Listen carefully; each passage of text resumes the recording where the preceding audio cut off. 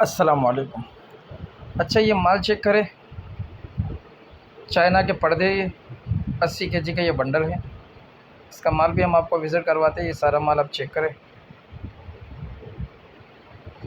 China से import है, second hand पर्दे है ये।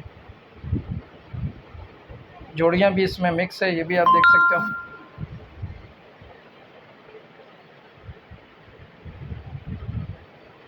सारा माल चेक करें आप।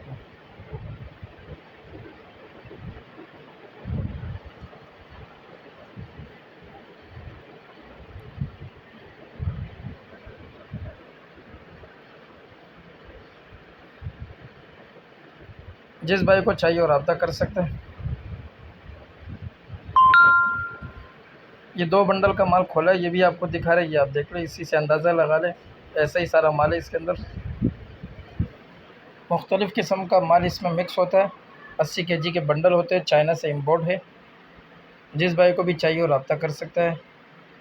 अगली वीडियो के लिए हमें इजाज़त दीजिए। अल्लाह हाफ़िज़।